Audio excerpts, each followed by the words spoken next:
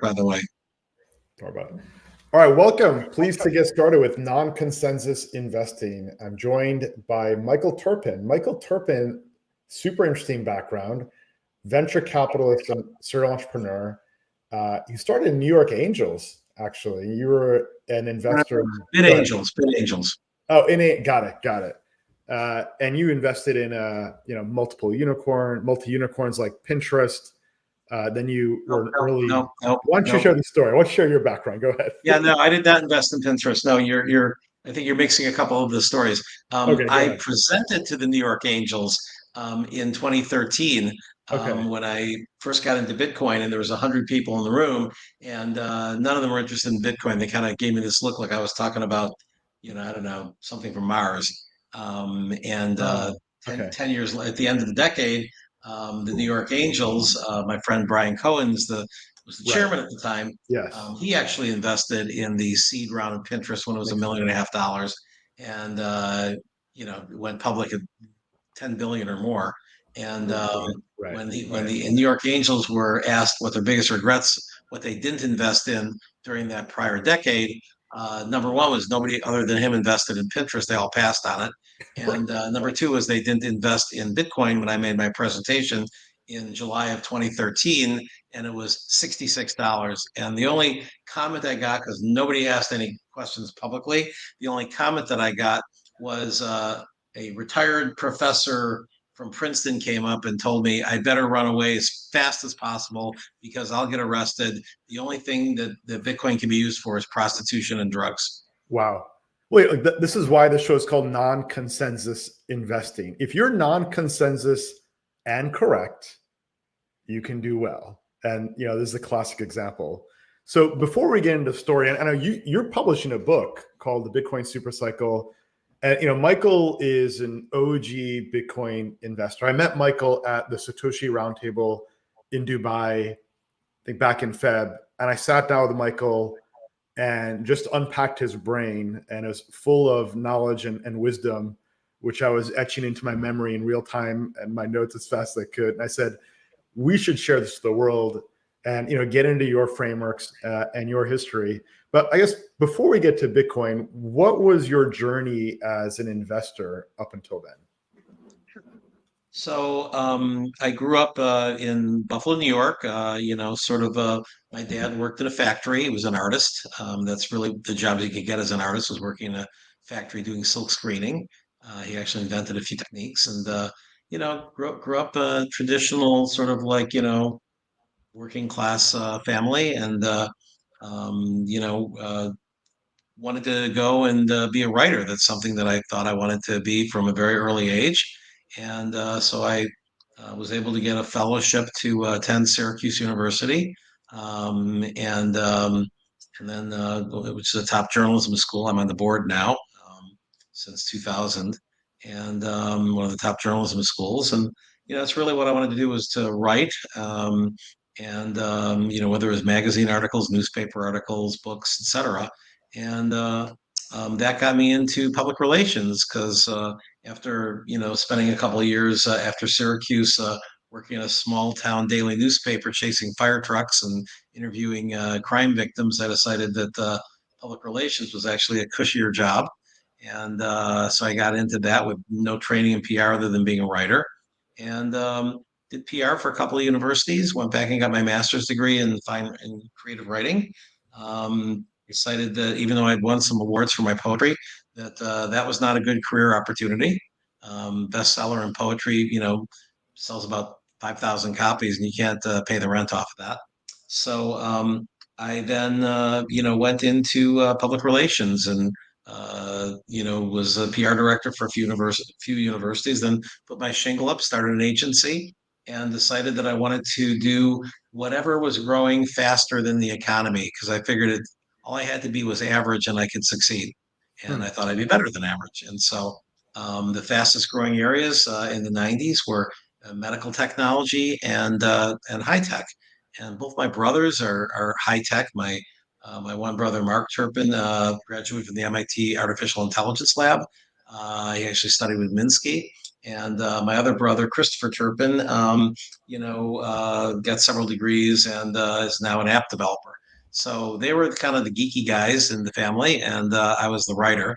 And but I decided that I could write about technology, and so I put a shingle up, started my agency, and in the '90s, that ended up being one of the top agencies to represent the dot coms, and so I launched America Online Greenhouse and Earthlink and a whole bunch of companies that went public through the dot com. I sold that firm to investor relations roll up because they needed more companies to go public, and they figured if they hired the PR firm for a bunch of them that would work. And then I did my own startup where I had to raise venture capital.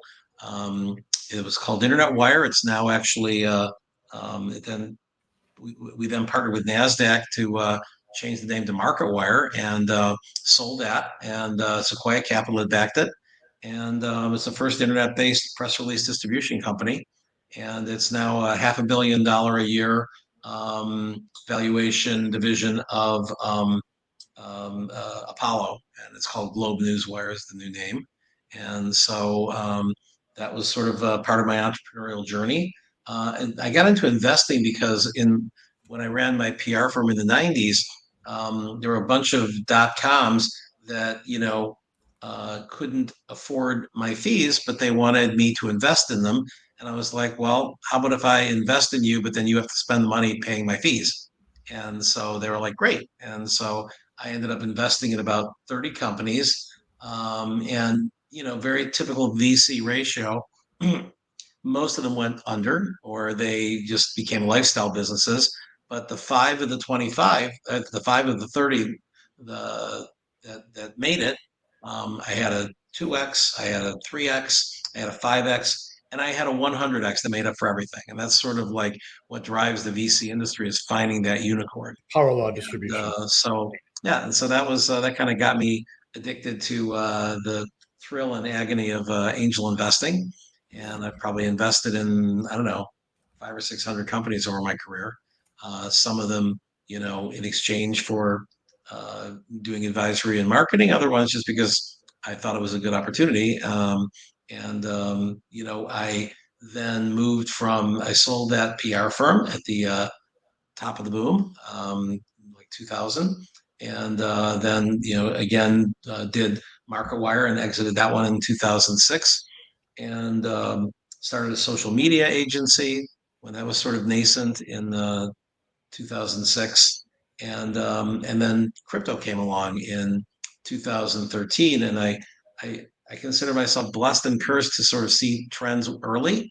Um, and I got into internet in '93 when there wasn't much going on, but 5, 6 years later, I had a lot of experience and a lot of insights, and was able to monetize the bubble there. I got Right. into social media initially in like 2001. And was able to kind of monetize the bubble there a decade later, and then I stumbled into crypto in early 2013. I actually got introduced to it in 2012, but I ended up sending someone to a conference where the first Bitcoin exchange in the country, Trade Hill, was presenting. And I went to a different conference, probably the most expensive conference I ever went to, because I missed the chance of getting into Bitcoin when it was $4 instead of $100. And I asked the head of my San Francisco office, I said, I'm interested in this Bitcoin. Did you listen to them? They were like, yeah, they're smoking crack. This is never going to work. Whereas I know that if I had seen the presentation, I would have been like, yeah, this is going to change the world. So Right. the difference So a few between things April there. of One is 2012 and May of 2013 was, 30 times the value. right. No, great. And that's just the beginning of the story. You use the word bubble in three different use cases: internet era, social media, and Bitcoin. We'll come back to that. Of course, Bitcoin, first time in its history achieving new cycle high before the halving day. I want to come back to that too. But before we do, just three You know observations on what? your I background. was to say, Go ahead. I have a new theory on that, and I know we discussed it was the first time that it hit a new all-time high. It didn't, because really it hit a high for that cycle, right? So in other words, it was a new all-time high, but it was for that cycle, because the halving, happens every 4 years. That's sort of when I have this narrative about what I call the four seasons of Bitcoin. It was the original title of my book, but the publisher liked Bitcoin Super Cycle, and that was part of the narrative as well.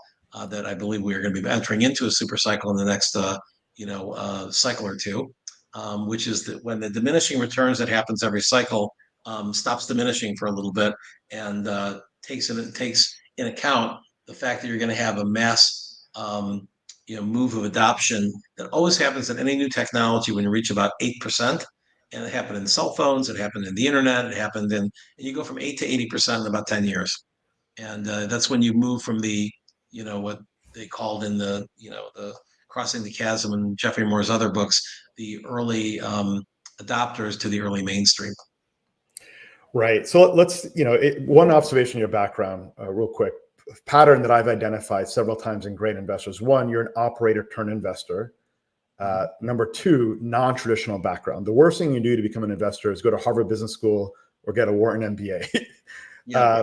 And related to that, you also were in PR and you learned storytelling, how to summarize, simplify. And I think storytelling is the highest skill you can have, in life.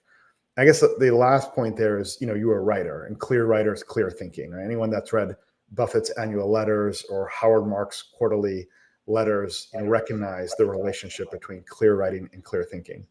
So now, help us unpack your framework for Bitcoin. You talked about the 4 cycles of Bitcoin.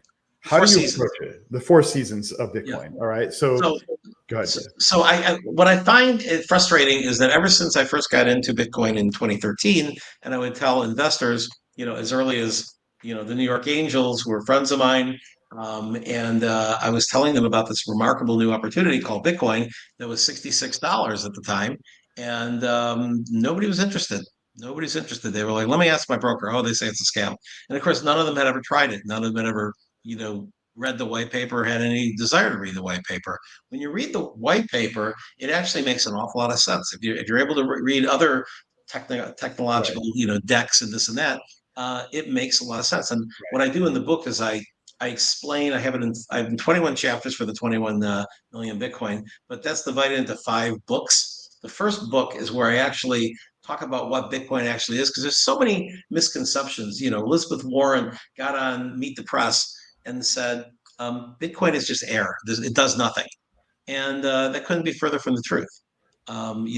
Air does not allow you to send a virtually unlimited amount of money, from one party to the other without permission. And I actually take in one of the chapters and I reprint the entire, 9-page white paper and I annotate it. So if you look at just the abstract, the first, I think it's 174 words, it actually gives a pretty good vision. If you only read that about what Bitcoin is, you go, oh, this would be interesting. I then do a whole chapter on the cypherpunks and show how this did not just come out of thin air. It was a development that happened for a search for, a better form of money. And money, basically goes all the way back to fur pelts and seashells, and every time that society collapses, it's when the money gets sort of corrupted in some way.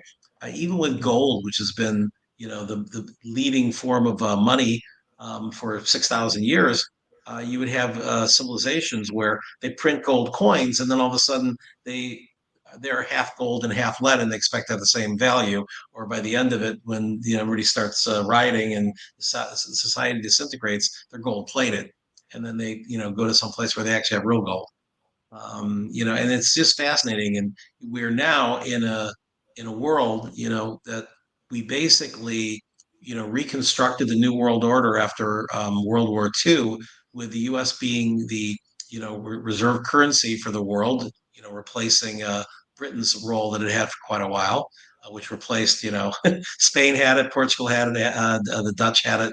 I mean, each of these, sort of world leaders in the economy had their moment in the sun, and it did not last that long. And we are now at a very precarious point with both China and India on the rise, where we have abandoned, as a society, hard money. We're just all in on Keynesian economics instead of Austrian economics. And Alan Greenspan and I quote him in in my book, I start every chapter with a couple of quotes that have to do with the chapter. He said in 1966, I believe it is, that the world needs gold as protection against governments just printing money. He Mhm. said, without gold, there is no protection from government stealing wealth. Mhm. And, several years later, that's exactly what happened when Nixon abandoned, the tenets of the Bretton Right. Woods deal, where everything had to be exchanged for gold with $35 an ounce. Right. Right. So So Bitcoin when is a you better form of gold. It was probably best said in the book the Bitcoin Standard by Safidian Ammous, who's a Lebanese economist. He put that book out in 2018. It has now sold 1 million copies. So obviously someone's listening to that message, and he does a great job of explaining why it is that Bitcoin is a harder money than gold. So I refer to his his thesis and don't spend that much time other than referring to the book about its truth. right. But So let's we are let's now let's let's unpack your framework. Let's assume you've got an informed audience that sure. knows digital assets, Bitcoin. They can read the white paper. They live in I LA. actually go for an uninformed audience. I go for an informed audience that understands at least what investing is, because I Right. find that what's frustrating to me is I will have people, going back to when Bitcoin was $200 and it's gone up to 1,000, then went back down to 200 and stayed around 300 for a whole year, 15. And I was telling people that this is a really good time to get in because it already Right. proved it could get over $1,000. It's going to do it again. And I talked about the cycles, and they're like, I'll ask my broker, or no, it's a scam. It's going to zero. And they just had no, and I think a lot of it was they just got bad information about what it is and the fact that there's cycles. They understand stock market cycles, they understand real estate cycles, and yet unless you have a really provable framework to show them, they don't believe that there are cycles in Well, Bitcoin. let's And go there there. are.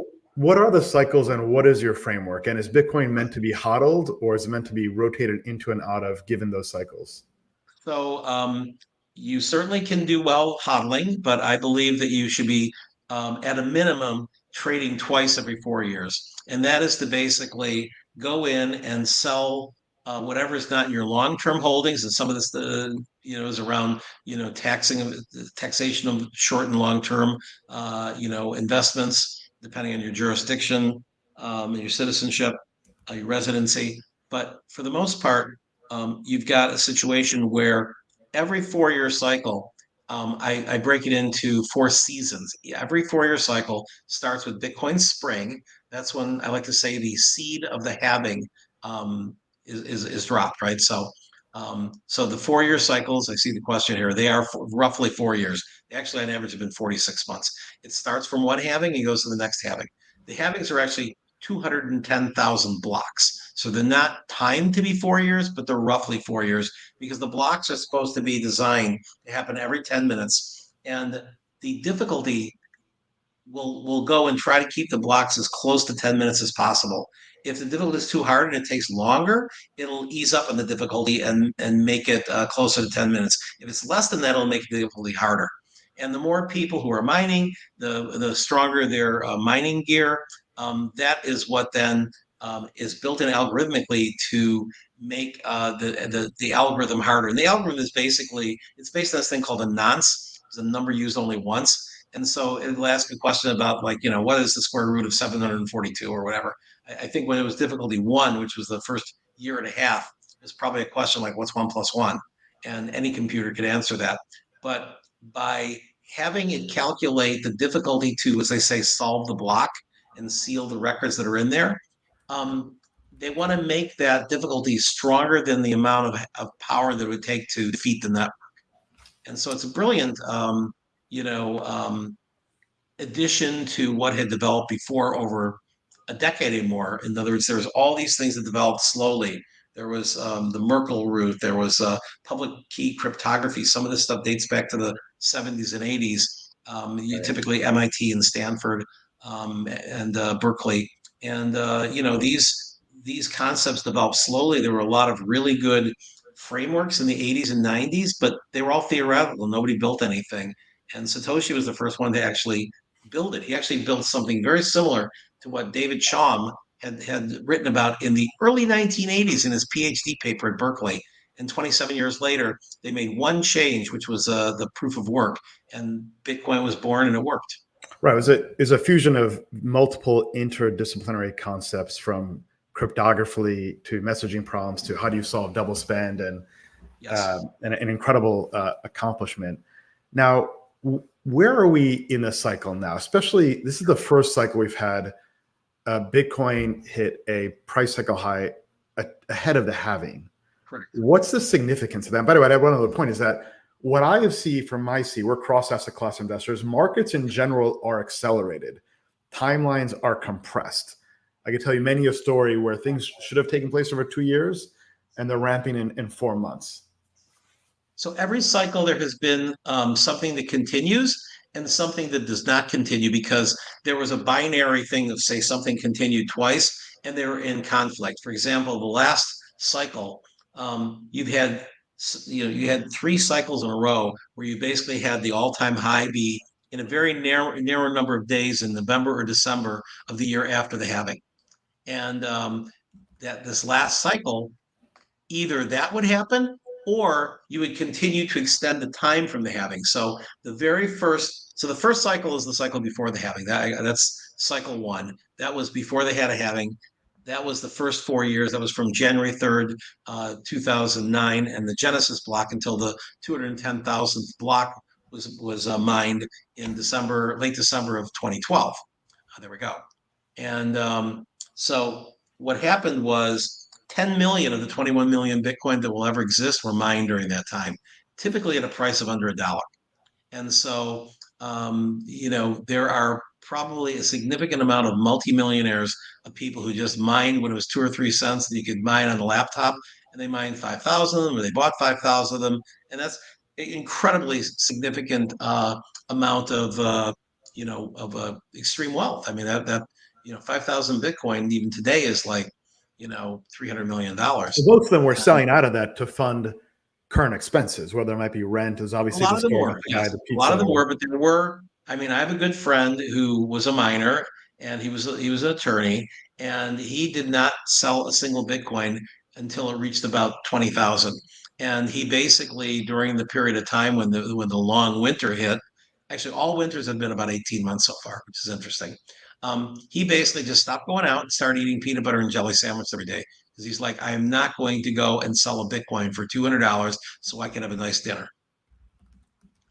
That's more discipline I had. I, had a wife that liked nice dinners, and so I look back at the, $200 bitcoins that I bought for like, I have a deck that my wife at the time remodeled, and it was $50,000, but that was also when Bitcoin was about $500 a piece. So today it's the $6 million deck. So, but Right. The everybody has their opportunity stories. cost was The expensive. further back you are, the more Bitcoin Jesse Powell, founder of Kraken, talked about this place in Berlin that made cheeseburgers for Bitcoin, and he said, "I still remember the smell of that $87,000 cheeseburger." Right. And that Yeah, was you'll back never, when Bitcoin I'm was sure about it a was a quarter of the great, price it is delicious today. cheeseburger. But That's right. Today it's about a $300,000 one. So, right. but these things happen as it goes from I forget who it was that said, I think I have the quote in the book about Bitcoin ultimately finds the owners that it deserves. Right. So where are we in the four seasons of Bitcoin where Sure. we stand today? So this was this last cycle. You had this divergence of the first cycle. This first halving. So it's the second cycle. Took 12 months to go from the halving to the all-time high of that cycle. The second one took 18 months. The second halving, third cycle. And so as we went into the fourth cycle, the third halving, you either were going to have a trend continued of an elongated cycle where you had 12 months and then 18 months and then 24 months. So the high would have been around May of 2022, or you were going to have it hit the same that it did before in November or December of the year after the halving, which is indeed what it did. And so this time, what is going to be a binary approach, and I have a strong opinion on it now, is because we had the all-time high from that cycle where it went up to the high and then it dropped down to what I call Bitcoin fall. So I'll review the seasons. Bitcoin spring is the day that the halving happens. It's when the seed is planted for the new cycle for the next 210,000 blocks. Bitcoin summer happens the day that the all-time high of the last cycle is broached. So the first time after the first halving, the all-time high for the first cycle, albeit brief, was $30. It took until February to go of the next year of 2013 to pass 30. Once that happened, you have a psychological phenomenon known as nothing above. It's all, Blue sky. it's all, blue skies. That's the word I was looking for. Blue skies above you. And so as a result, it went parabolic. It went from $30 to $250 in about 8 weeks, and then it crashed, and then it kind of bubbled up again, and then it went parabolic at the end of the year. So far, two of the three halvings have been followed by double bubbles, where we had a parabolic run up, we then had a sort of a crash, but not below the point that takes you into Bitcoin fall, which is typically, from my research, based on does it pass the fair market value of Bitcoin, which often relates to the 200-week moving average. Got it. And Now, so it bounced off of that. That meant we are going to have another higher high right. before all the steam has run out. So for And those that's been watching two of the three. right. So those What watching happened here? So again, yeah, Bitcoin summer. So the challenge of this fifth cycle, this after the fourth halving, is which prevails more? The trend of Bitcoin spring, the halving, typically reaching an all-time high, 12 to 18 months after the halving, or the fact that when Bitcoin summer hits, it's typically 8 to 12 months after. And so if Bitcoin summer was the prevailing, sort of a guide, then Bitcoin summer started before the halving because we had a new all-time high on March of that would argue this year. that we're beyond mid-cycle if you mark time and conclude that summer started before that. And so I woke up one morning after thinking that way and said, I'm completely wrong. That wasn't this cycle, it was last cycle. Because the fact that it was before the halving means that it was part of the fourth cycle. So now, to me, especially since it dropped afterwards, whereas normally after an all-time high, you then go parabolic, it was an interim all-time high. It was an all-time high, and I wouldn't call it a triple bubble.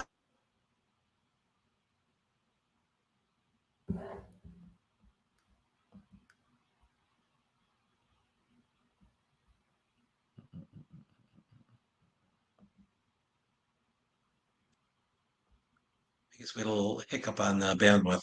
Oh, you're back? All right, great. Okay, no problem.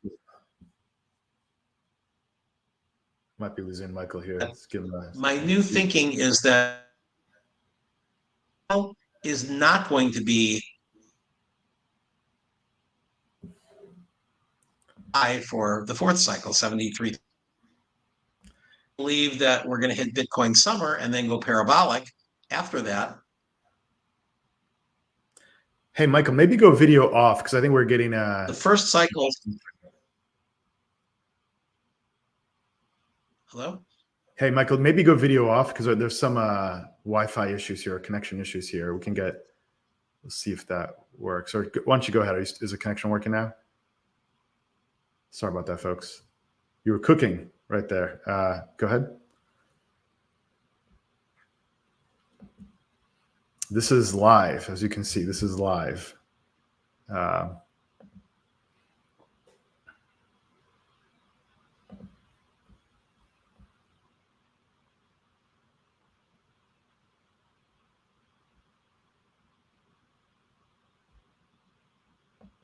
hopefully we're back. All right, you're back. I hear you now. Okay, hopefully we great. Continue after that brief interlude there. Go ahead. That the Bitcoin summer, which is in. Hey, Michael, can you turn off the video?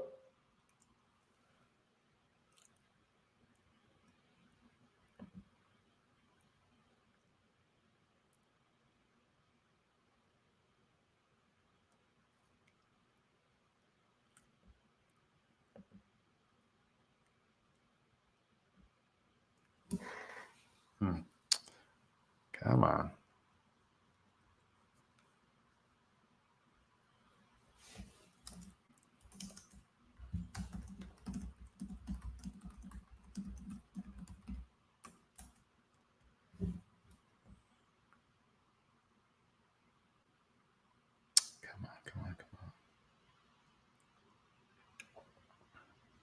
All right, folks. Michael's going to log back in.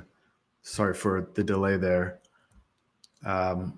Meanwhile, let's take a look at the price of Bitcoin, where we stand today. One of the questions I want to ask Michael is maybe this cycle is different because we have new products like ETFs that are out there. And we also have other assets like AI and semiconductors and NVIDIA. And is that changing the dynamic this time around? We also have the rise of meme coins, and Solana, has that captured some of the attention that might have benefited Bitcoin. So let's give him another minute or so. We were just getting to the high points too. I'm excited to continue this.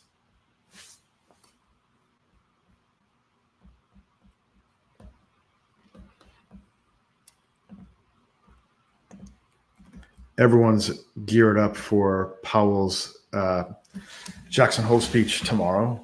Looking forward to that. I don't expect that there's a big revelation tomorrow. I think he'll say the risks are balanced between inflation and employment, and that'll set the stage for September rate cuts. I don't think he'll tip his hand to 50 bips. So that's my call there. By the way, markets are usually down statistically around Jackson Hole in the week after, especially if the week before markets rallied. So, might help you tactically in terms of when you think about, entering a position there.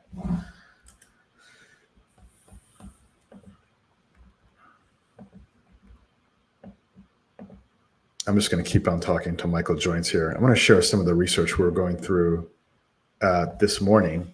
So one is Japan has fully recovered. So Japan, as you all may know, was a part of this yen carry trade unwind, and Japan is back. So quite an incredible rally here. I'm going to share my screen. Let's see, window. There you go. That's Japan as of this morning. There's the yen carry trade unwind. You can see the panic here, that volume spike. Then you can see the strong rebound. So,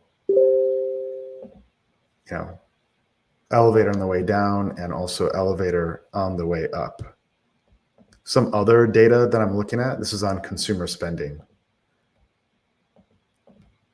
So take a look at this.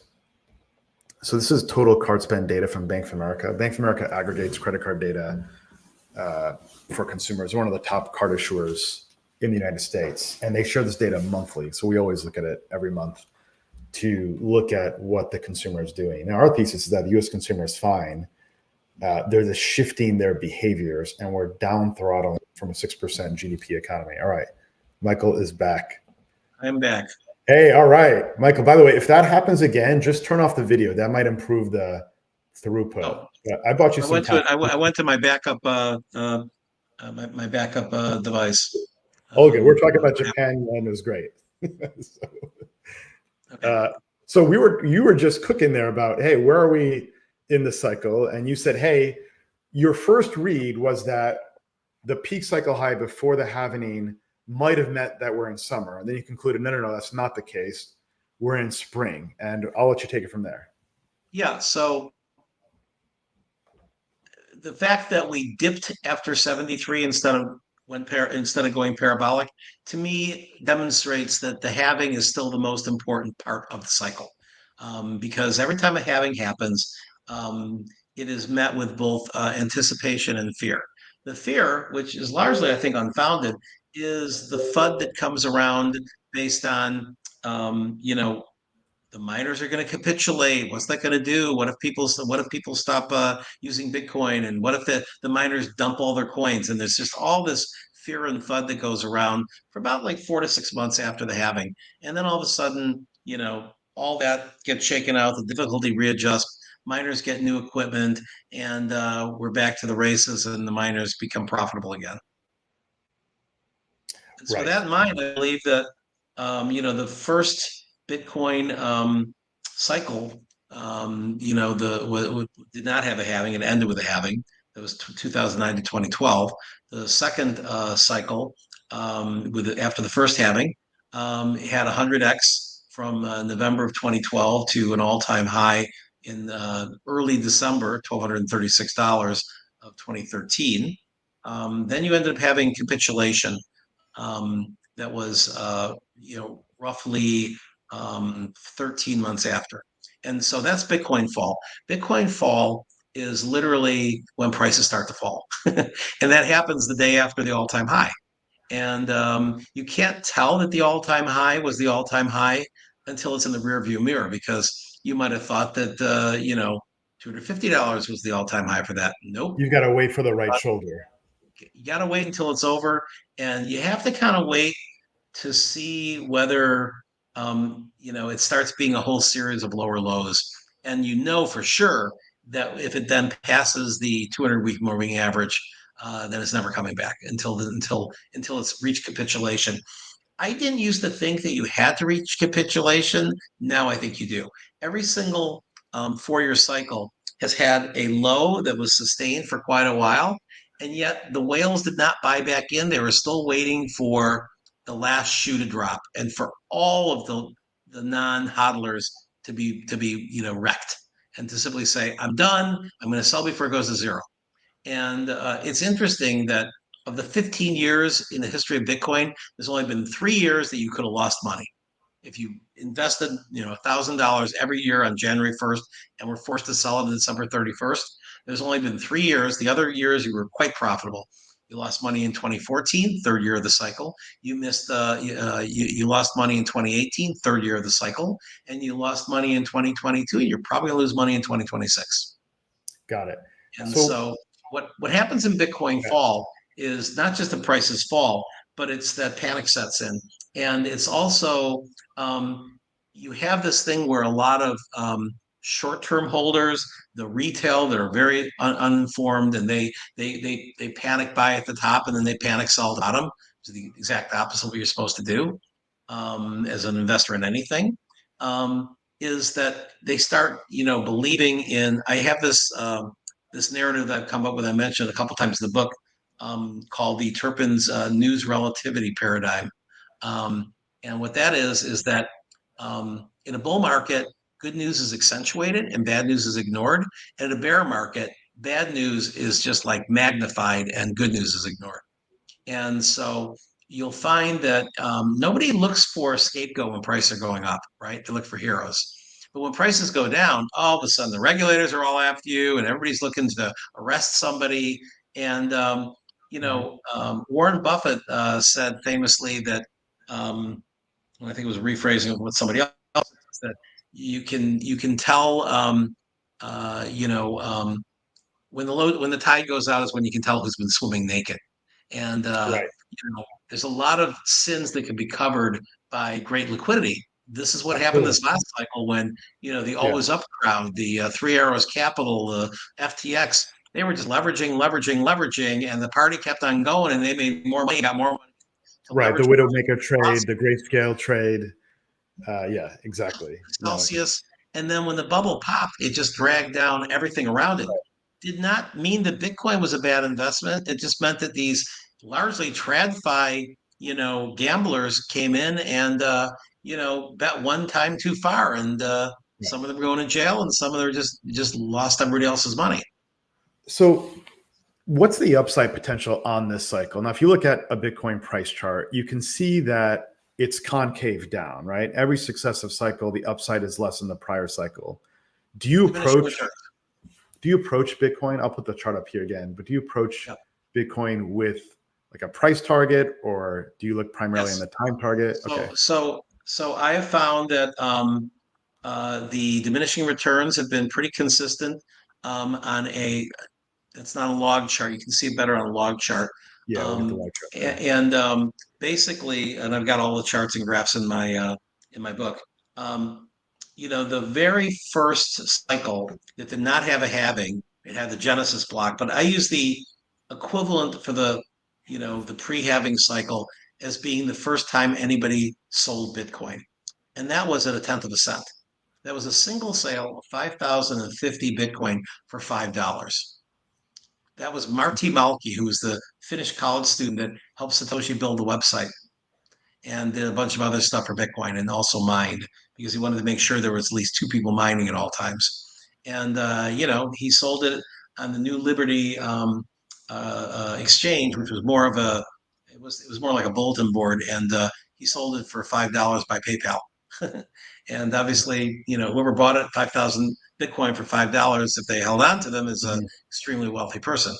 But to go from 1/10, that was a legitimate sale, 1/10 of a cent to $1,000, which was literally just 3 years later, because it was 2010 that he sold the tenth of a penny, or sorry, I think it was late 2009. At any rate, it was about three years and change. That by the end of 2013, you had passed 1,000, so that was a million x return, right? But the first pre-cycle, if you look at the low and the high, 1/10 of a penny to $30, that's a 3,000x. And then the second cycle, where you had the first halving, and there were more people involved, of course, it was then halving to high was 100x, and then the crash from high to capitulation was 85% down. The second halving, it went up 30x, and it went down 83%. So every halving has gone down on on a parabolic scale, and yet the losses have declined on a linear scale. So you had 100x and then 85%. You had 30x and then 83%. This past time you had, I thought it was going to be 10x, but macro had a part of it only being 7.8x. And then you ended up having the losses being only, I think it was like 75%. And so a little higher, 78, I think. And so this new cycle, I believe that the default, and it'll go plus or minus 20, 25%, depending on macro factors like the economy, like who's the US president, should be no more than 20 or 25% of the basis case, which would be 3x. 3x the halving price. Halving price was 63,900. So the base case, if the macro is neutral, would be about $190,000. Got it. So 190,000, and inside of 2 years, if you're following your 4 years. Next year. It'd be next year. Got it. Yeah. And then the 20% up or down is based on macro considerations, regulatory considerations, et cetera, or? Correct. So if Trump is elected president, I think that'll be bullish. If they start cutting rates as opposed to the massive increase. I've actually been on Twitter spaces where people would argue with me that they thought interest rates were more important than halving. Impossible, because if that was the case, then the halving that happened in 2020 at $8,700, we would have gone down from there, but instead we went quite up. We went up 8x. And it should have been 10x if we didn't have the most rapid increase in interest rates, which obviously is. How do you approach the parabolas, right? These parabolas are what sucks in all the attention and the money, and on any given day, the probability of the next day being up is high, up until it isn't, and then everyone turns around and it's itself. If you take a longer view to the 4-year cycle, the most interesting thing I found in my research was the small number of days that you actually have to pay attention if the trends continue. Literally 7% of the days of the 4-year cycle are the ones that have the all-time high or the all-time low, within even 20% of it. So in other words, there has only been, of the entire history of Bitcoin, the all-time highs were within about 45 days. It was the November or the December after the halving. And that's been 3 times in a row, and a very good chance it's going to be 4.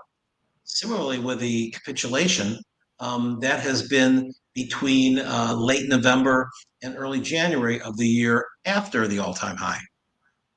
And so literally, you don't have to worry about an all-time high during Bitcoin winter.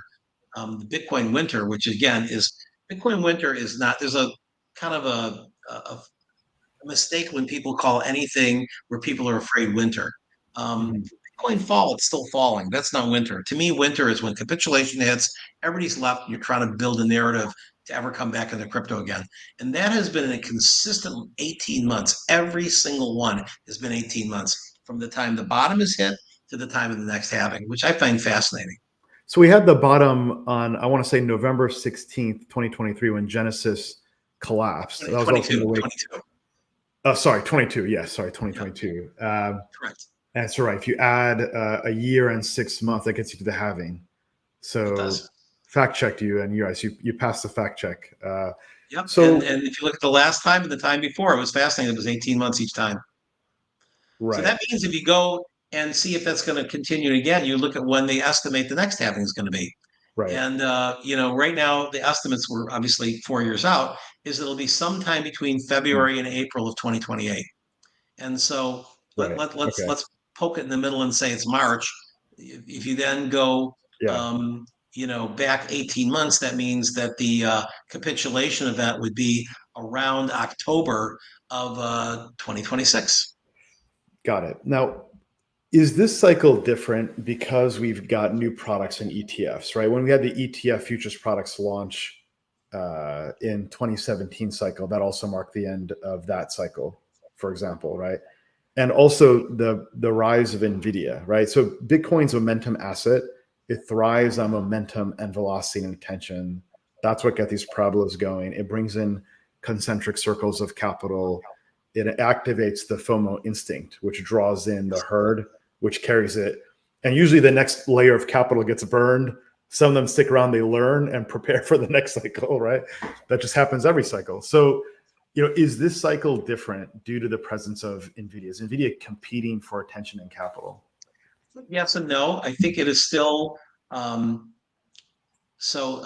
there's a kind of a theory about pricing with goods that also occasionally pertains to assets called Veblen, Veblen, Veblen goods. And Mhm. these are goods that do not have to like reduce their price, because of competition.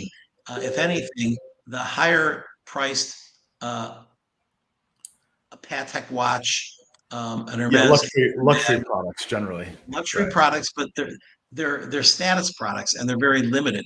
And so they, unlike every other sort of high price product, if all of a sudden you try to raise prices on a Toyota by 20%, they're going to go and buy the BMW instead because all of a sudden they're comparably priced. And Right. you thought that a Toyota was not as good a car as a BMW, but Yeah. with Veblen goods, more people want it. If the price of a Patek watch doubles like it did during the pandemic, Mhm. more people wanted it because it was more status and more unattainable.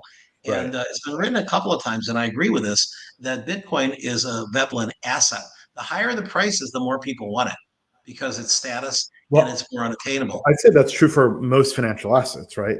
Financial assets are the one asset that, if it has momentum, then people view that as a desirable attribute and they want to own more of it when they should be accumulated at a lower price when it's Right. on sale. I guess you could say that with Nvidia stock or with the Amazon, but there are more contrarians that say maybe I shouldn't be buying at the all-time high. Whereas you seem to not find as many contrarians because Bitcoin is still in a price discovery. I mean, it's going to Right. have halvings for until the year 2140. Right. Right. So you don't feel like NVIDIA's changed the course and trajectory because although the cycles are encoded into the logic of Bitcoin, namely around the block production time and the difficulty algorithm, which we talked about before, Yep. there's nothing preordained about the price movement. It's does match to the presidential cycle, which matches to some fiscal policy and some other things. And there's some interesting coincidences, whether deliberate or not. We don't have to get into, I do but believe that Satoshi intentionally timed it for the presidential cycle. Although again, it's going to get off of that. If we continue the 46-month right, average, you're going right, to have maybe 2028 will be the last time that it's in the presidential year. It'll be instead of 2032, it'll be end of 2031, and that might be where you end up getting a little bit of messing around right, with the November December um, uh, right. high. but that's 2 cycles from now. I think between now and then, you're going to have. So to me, the Bitcoin super cycle, and it's had different definitions. Dan Held talked about a Bitcoin super cycle going into COVID when he thought it was going to go up to $800,000 because of money printing, and it went up, but not 800,000 or even anywhere near. But I use super cycle in two different ways. There are commodity super cycles that have happened, but there's also super cycles in technology adoption. And I think you're going to have the two of them combined. So I believe we're still going to have the diminishing returns along the lines we've had. But if you looked at 100x and 30x and 10x and then 3x, then maybe 1.3x, then maybe 1x, and then maybe Mhm. 0.3x, you would never get to $1 million for Bitcoin. So at Mhm. some point, you have to disrupt that cycle. And perhaps this cycle, if this is the one that does it, instead of 3x, it's 4x, it's Mhm. 5x. I mean, we certainly could see, a $300,000 Bitcoin this cycle. I'm not projecting it, but it could happen. And that's because you end up having Satoshi actually wrote about supply and demand, not in the white paper, but in a subsequent document where he talked about, he sort of hinted it in the white paper, where he basically said that um, as long as the number of users, grows faster than the amount of coins on the market, you will have deflation, and early users will benefit from an exponential growth in value. Right. And active accounts is definitely one of a key metric to track if you're looking for kind of tactics around, Bitcoin timing. What are, so you laid out a strategic perspective on timing Bitcoin. Do you have a tactical view? Do you look at funding rates, the, commodity prices, price of gold, Fed policy No, but behavior, only etc.? only for how it affects that 20-25% swing of the cycle, and also if it includes opportunities on the way up. So the only time I recommend buying on the dip is during a bull market, because the dips always recover. In fact, right now is a great time to buy in the dip. When the completely unrelated, carry trade in Japan crashed everything, you were able to buy Bitcoin at 49K, and it recovered to 60K literally 2 days later. And so that Mhm. was a great trade. So even though the best time to have bought was right after FTX, and you had about 90 days to still get in under 18,000. Even if you got in at 20,000, you're still 3x from early last year. I mean, it's pretty quick, right? I mean, everybody thought Bitcoin was dead in January, February of 2023. That's only last year, and yet we hit 73, in the first quarter of this year. So Bitcoin winter is your second most profitable season, next to Bitcoin summer. Right. Here I'm showing the chart of Bitcoin. Here's the Japan Monday. It's August 7th, I believe. Little wick, deep wick here, and the recovery within 2 days that Michael was talking about. What about the interaction of Bitcoin with other digital assets? Right. I've got on my screen here. I note that I did a tweet on this day's March 13th that 2,500 meme coins printed on Solana, and that was the top for Bitcoin. There's been a pattern of lower lows, since then. Uh, what are the dynamics between Bitcoin and other digital assets? Sure. Is there any inference to be drawn from here? Yeah, I mean, in general, uh, Bitcoin, in the beginning was 95% up until Ethereum started to eat into it a little bit. And in the early days of Ethereum, you literally got to a point when the ICOs were so popular and they're all on Ethereum, that we got to an area where people were talking about what they call the flippening, which was when the market cap of Ethereum would exceed Bitcoin. And a lot of people believed in that. Mhm. But you ended up having the lowest percentage of kind of Bitcoin dominance, which is almost always over 50%, even today. It kind of rides between like just under 50% and, just under 60%. During the altcoin moons, which is usually a brief time that happens after the all-time high of Bitcoin, you can get to a lower number. And again, I think there was one cycle where we ended up getting down to about 30 something. So what has happened historically is that Bitcoin peaks first, And then the whales and maybe the institutions will be different, but the whales would typically take their cash and, yeah, because they've sold, right? They've sold a certain amount that they figure, hey, I don't want to be selling Bitcoin for paying for my luxury lifestyle when it's a lower price. Let me take some off the top. I know that this is probably the top. And the hodlers aren't going to sell everything, but maybe they'll sell 20%. And all of a sudden, knowing that they're selling 1,000 Bitcoin at peak prices, they can then basically turn into cash and hold on to that cash. Maybe put in some other things that'll return, but you can get out of quickly, and gold perhaps, and then they'll go and buy 3-4 times as much Bitcoin literally a year later at the end of fall, at the end of capitulation. And I've shown that on average, and this was not picking the absolute top and not picking the absolute bottom, but coming within about 20% of it. If you had put if you had put $12,000 as an investment, which most people could do, into Bitcoin in November of 2012, 12 years ago, and you did nothing but hold, it's now worth $60 million. Not a bad return, right? $12,000 to 60 Not million so in bad. 12 years. Right. That beats Amazon, that beats Nvidia. Right.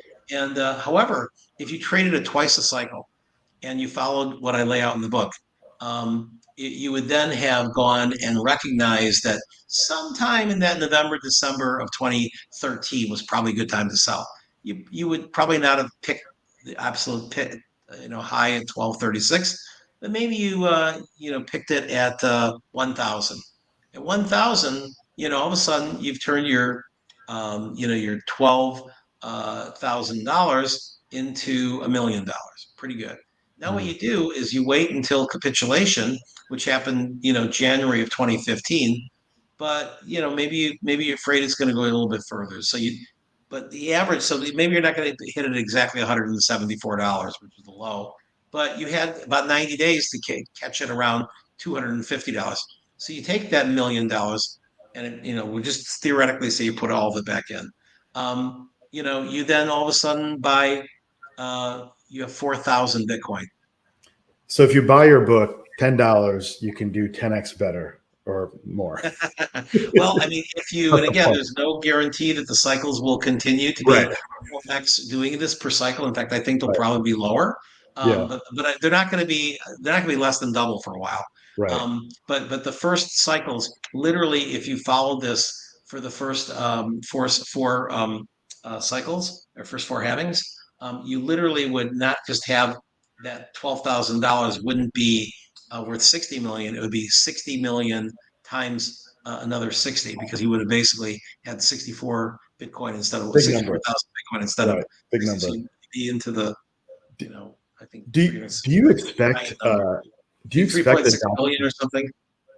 Either way, it's like if you're counter cyclical and you're strategic, you play the cycles, you can do substantially better is the main conclusion. That's the lesson of the book. Yes. And you'll sleep better at night too, because your cortisol is not going to be ramping when you're experiencing a drawdown. So there's nothing worse than kind of having missed the top and selling Bitcoin when you could have sold it a lot more earlier, and right. and knowing that you can buy it back cheaper later. You got to have cash. And again, a lot of the hodlers have a lot of cash from something else, and this is just sort of their the money that they put away for the grandkids or whatever, and that's fine.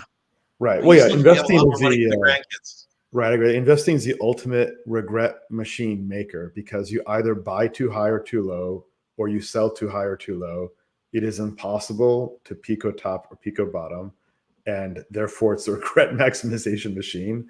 You need a certain psychology to approach it, especially for a high volatile asset like Bitcoin, where all that is compounded. So if you take a look at what state pensions are doing, or Wisconsin, and others are starting to talk about adopting Bitcoin. Brown University has purchased Bitcoin. They've done extraordinarily well. They were on the earlier side, I think the first endowment. Obviously, BlackRock's been at the forefront here, and you've got a number of Bitcoin out there, right? So, you can show mathematically that your Sharpe ratio improves historically if you had Bitcoin. A lot of work from the CFA Institute's been out there, published that, and Bitwise has published research on that. Matt Siegel and Van Eck and a lot of others have published research around that. So, do you believe that we will have sovereign adoption, state pension adoption? Are you relying on that in your thesis at all? All the above, ultimately. It's Mhm. just a matter of what's going to happen is like many other, kind of lemming type, herds. You're going to have one significant player sort of like break the log jam. I mean, El Salvador has done that for countries, and now there's several other countries looking at doing it. And they not only didn't, do what the IMF said that they were going to fall into like, just chaos and bankruptcy and this and that. They dramatically improved their economy. Now you have countries as large as Argentina looking at it. And, and the IMF obviously is fighting it because they don't want everybody to sort of stop taking out very high priced, you know, I mean, the worst thing you can do as a country is like, take out an IMF loan because you have to pay it back in US dollars. Meanwhile, your hyperinflating currency is, just Mhm. it's tragic. And so you have so many currencies now that are, hyperinflating. I mean, even Turkey is at like 60% a year. And Yeah, Lebanon is a mess. Yeah, I mean, there's Lebanon is a mess. Zimbabwe, Zambia. So a lot of Yeah. And inflation. Yeah. Venezuela is a big place. Yeah. Yeah. Argentina was almost 100% inflation last year. Right. Right. Right. And this used to be both Argentina and Venezuela were among the wealthiest countries in the world 100 years ago. Well, everyone in Argentina is a global macro trader. They have a bank account in Uruguay. They take the ferry over there. They deposit Yep. and withdraw US dollars. And it's really quite remarkable. I remember when I was in Argentina last time, the magazine stores were money changers. So they'd invite you inside. It is all illegal to swap money, by the way. But the Right. people, in order to preserve their store of value and store of wealth, are forced to break the law to look out for their family because they cannot rely So that on is one to thing that safeguard their is currency. that's one thing that is there's two factors that are increasing the number of people in Bitcoin. One of them is the global north wanting to go and have it for investment and retirement and legacy, and the other one is the global south finding it that it's a much better way to they don't have to take the ferry across to another country. They can just simply have Right, one. right, They right, can right. and once they get Bitcoin, they can turn it into stablecoin whenever they want. That's And right. Yeah. Well, so I that mean, we're seeing that as well, right? Like one of the fastest growing apps in Argentina is a consumer finance app that allows you to get paid in stablecoin. They'd yes, rather be paid in stablecoin and US dollars. And then you don't have to engage in this kind of global macro trading. And of course, the government of Argentina has a price control on the ratio between the US dollar and the Argentine currency, which no one respects. And if you do, right, you are losing significant value. So everyone's got to day trade their own currency, which is incredibly unproductive because no one can make plans for the future that are reliable. right. Uh, so, I mean, do you think stable coins are, source of competition for Bitcoin? Now, the original thesis, of course, was Bitcoin electronic peer-to-peer cash. That was the title of Satoshi Nakamoto's paper. There was a schism in the Bitcoin community. We don't have to get into that, a few years later around the block size and whether to focus on store of value or payments. And obviously the speed at which you can print a new block helps to determine that. You've got to settle quickly if you want to use it as a payments I do mechanism. not think that stablecoins are competition for Bitcoin. I think they're um, an enabler of Bitcoin because once you get people to accept stablecoins, that means they're accepting cryptocurrency. And you don't have that in the U.S. yet. I'm sitting here in Puerto Rico, and there's a very large percentage of unbanked. And I have to give them cash. They actually have a little mobile app called ATH Mobile that you can kind of do a cash app type thing through a bank, so you have to have at least a Mhm. basic bank account. Otherwise, it's a cash economy, right? In many ways, and yet every single contractor that I have, if I say, "Can I pay you in Tether?" They're like, "What?" And it's kind of like Hmm. unusual because Puerto Rico is sort of in many ways the Dubai of America in terms of the crypto world. I mean, Oh there's yeah. over 1,000 of us down here now. I was the Right. first one to move. And Wow. yet the locals, by and large, the local elite, they're actually now investing in Bitcoin. but the local contractors are not doing what they do in Dubai. I mean, I can go anywhere in Dubai and Right. say, how much is that? And they'll be like, $100. I was like, can I pay you in Tether? The only thing that always amuses me is they say, yes, can you pay me in Tether on Tron? Well, yeah, Tron usage has been dialing up considerably. I haven't checked on the stats recently, but it's gaining adoption as a way to help settle currencies and It's intermediate all about low transactions. fees. Low fees, right? Cross-border remittances. So there's a use case that's emerging there. Let's shift gears and talk about Puerto Rico now. There's been extraordinary amount of wealth that's been created through digital assets and crypto. I don't think people realize just how much wealth has been created in digital assets. It's highly concentrated. It's community based. These communities live geographically in areas like Puerto Rico and Dubai and other locales, and also in the United States and kind of in every state as well. They also live in Telegram groups and WhatsApp groups. What's your experience been like, right? Obviously, Puerto Rico had an Act 60 provision, which a very favorable tax treatment. You're not going to pay long-term capital gains or short-term capital gains if you domicile in Puerto Rico and meet all the requirements. And so there's been community that's formed, and this hub in Puerto Rico, in particular, just outside San Juan, called Dorado. I was there a few months ago. We have some clients out there. It's an incredible community. Why don't you share more about what you're seeing in Puerto Rico? Yeah, so I was the first person to move to Puerto Rico from the crypto world. So I was Rock Pierce calls me patient zero because I moved 2 years before him, and Dan Moorhead from Pantera calls me the Messiah because I sort of leading people across the Red Sea to get down to Puerto Rico. But no, I'm very bullish on Puerto Rico's advantages. I'm always fighting the media narrative that this is somehow, we're colonizers and we're hurting the people and we're forcing them from their homes. Unlike a lot of places that have done, programs to bring in, outside money, there's not been a single, uh, home that was forcibly sold. There was not a single, instance of eminent domain. This has all been basically, I mean, I bought two homes down here and they were both from Puerto Ricans who were very happy to sell them and got a good price for them. And the whole narrative has largely been powered by the Independence Party that wants to break away and become like the next Venezuela, with them in control and be very socialist. And there's actually three independence parties, and two of them are actually running the same candidate this year in the election. So Wow. if they won, it would be complete chaos because they would ask to leave the United States. That's not going to happen very easily. Wow. And so, but Huh. and ironically, most of the negative media articles that you see, and I still see them literally as recently as last week, is this tired narrative that we're forcing people off their land, that we're impoverishing the people, that we're not paying our fair share of taxes. We wouldn't be here if we didn't have the tax breaks, and we are creating jobs. We are, I mean, it is considered to be a sign of a flourishing economy if the price of real estate in the nicer neighborhoods goes up, right? And this Right. kind of false narrative that we are forcing people out of Dorado. I'm sorry, the average Puerto Rican could never afford to live in the Ritz-Carlton. It's just, this is where Right. these people live. There is a less expensive kind of barrio in Dorado, and the prices have not changed that much there. You can go and buy and live in the barrio part of Dorado, no problem.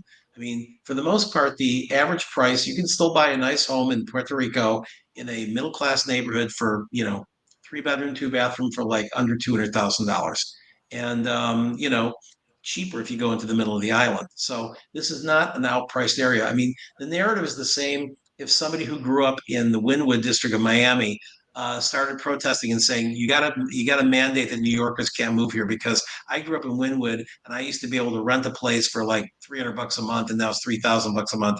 New Yorkers go home, and that's kind of what they're saying to us is like, go back to the mainland. We want to have our cheap rent.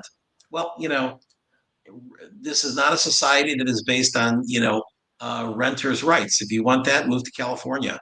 Well, it's the But classic gentrification arguments all over again, right? Like if Elon Musk steps down to Puerto Rico is probably better off due to the higher standards and expectations and capital investments that yeah, people require, right? Hospital infrastructure, Well, I will expectations on say that roads and plumbing and I will say before this latest wave, because this is not the first decree program that Puerto Rico's had.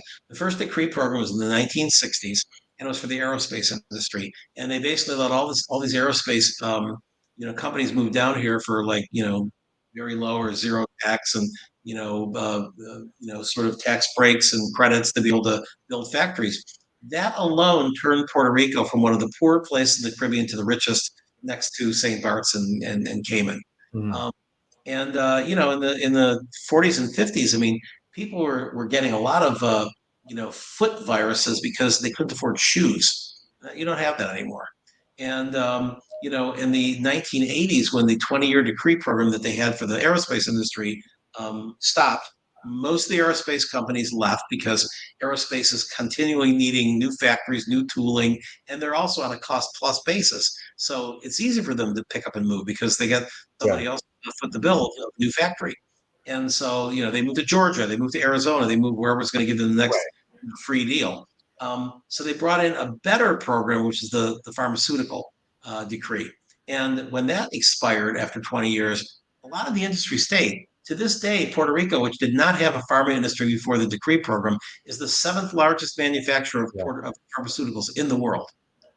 right. And And that, do those tax incentives, right? It's just a classical story. Brooklyn in the '90s or Williamsburg was not seen as desirable. Now they're hot and expensive, and now Bushwick is on the rise. And it's just the nature of development. What about from a lifestyle perspective? You've created extraordinary wealth. You're a post-economic individual. What do you focus on, in your life? How do you spend your I've time? never been called a post-economic individual. I like that. No, Get you a I t-shirt, basically post-economic. am still motivated you know, to basically, have my legacy be, doing good for people who are in my industry and finding new industries and sort of you mentioned before I'm a storyteller, and so if my storytelling can educate people. I'm surprised pleasantly all the time when I run into somebody who I changed their lives and I didn't even know who they were, right? So I just spoke at the Bid Angels Toronto.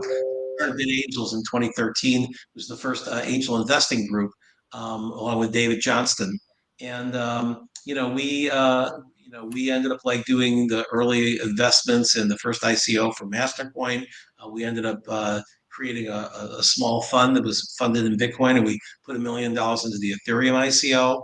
And that was life changing for our investors, but it was also life changing for people. I ended up speaking in 2013 at the invitation of Vitalik before he wrote the white paper, to a class of students at Waterloo University where he was a freshman and then Berkeley dropped Engineering out. School in Canada, right? Yeah, exactly. And I ended up running to, and somebody came up to me when I spoke at Canada Blockchain Week just last week, and said, you changed my life and got me into Bitcoin because I was a student in that class where you talked about Bitcoin and how it was going to change the world. And unlike the New York Angels that just like, poo-pooed it, he went out and started buying Bitcoin. And the sad part is, unfortunately, he ended up buying several hundred Bitcoin that then ended up like getting trapped in the Quadriga hack of the Wow. biggest exchange in Canada, where the guy, supposedly faked his own death and probably has a lot of Bitcoin. There And was a boat mishap at the same time. what's that? There was a boating accident around. Yeah, exactly. In like the part of India that's known for faking deaths. Right. And he was 25 years old. So, If we have a tax on unrealized capital gains, I think there'll be more boating accidents and more. well, no, if Uh, you have a tax on unrealized capital gains, you're going to have a flood of people coming down to Puerto Rico oh yeah, because absolutely. we have the decree program through 2035. They can't. I don't believe that they can go and violate our contracts. They can maybe say that there's nothing going forward, and then they're going to let Americans move to Puerto Rico. But we have a Right. 20-year decree, which is a act of Congress, and it's I think it's good for the people moving down there that are um, you know uh, primarily capital gains or services. Because if you create services and jobs in Puerto Rico and then ship them outside of Puerto Rico, Amazon, for example, is now going to be opening up a facility down here.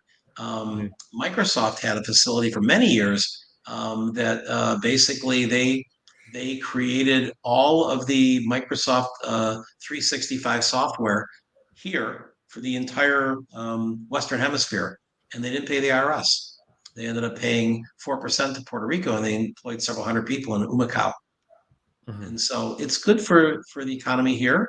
It's good for Condado Beach, which now everyone's saying is so unaffordable, and I want to be able to rent a place in Condado Beach.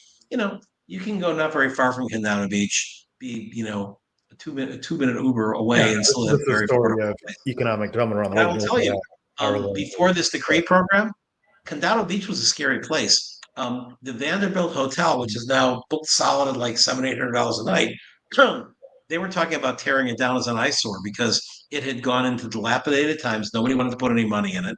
Same Mhm. thing with the iconic La Concha, the Mhm. seashell. And John Paulson came in and bought both of them, and put $200 million into fixing up, restoring the Vanderbilt.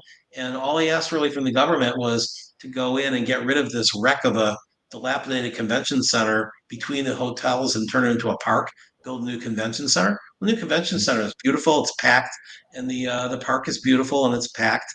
And now, a lot of jobs have been created from building those two hotels.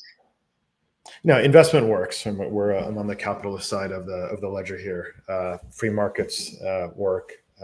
Competition works. Brings out the best in people. Capital formation works. Property rights work. Rule of law works.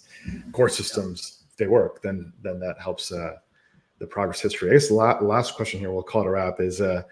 what's your view on the outlook of Bitcoin, ETH, and Solana? If you had to rank order them over the next, say, 1 year, easy question. Well, historically, altcoins pop after the top of Bitcoin because Mhm. again, the whales will take their profits and give it one last shake in the altcoins.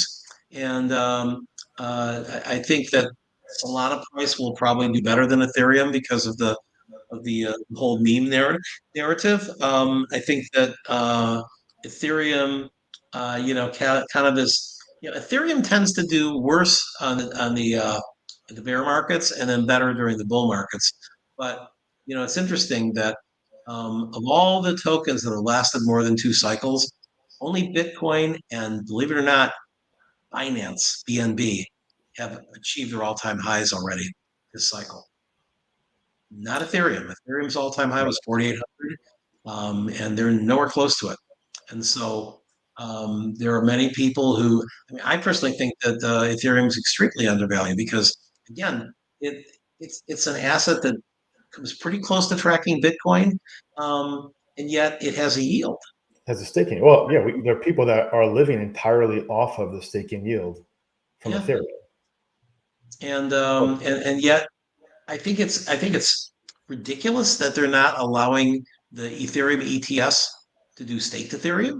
I Right. mean, that'd be like saying that you're going to do an ETF around the S&P and not take the dividends. I agree. Right. So I think we'll see what happens in the. Obviously, it's an important presidential election. If Trump keeps his word and then becomes a pro-crypto president, I think you'll see an incredible, boom in Bitcoin adoption, and I think I'm hopeful that Kamala will do better than Biden, but there's no sign so far that that would be the case. Right. How can folks stay in touch, follow you, or learn more about your book Sure. and stay informed? So I'm at Michael Terpin, spelled away on the screen, on Twitter, LinkedIn, Instagram, Facebook, you name it. And the book is Bitcoin Super Cycle. It is hitting the shelves the week after the election. That's what my publisher wanted. It's going to be distributed, nationwide in bookstores by Simon and Schuster. And if you just Google, my name and Bitcoin Super Cycle or Bitcoin Super Cycle book or Bitcoin Super Cycle Amazon, you'll find a pre-sale link. And for the first 1,000 people who buy the pre-sale, I'm providing a special ordinal with the book cover and some other little goodies. It'll be a free mint, and we're not at Perfect. 1,000 yet. So Thank you again, Michael. Really appreciate it. Until next time. Thank you. Cheers. Right. Bye. Michael, before you log off,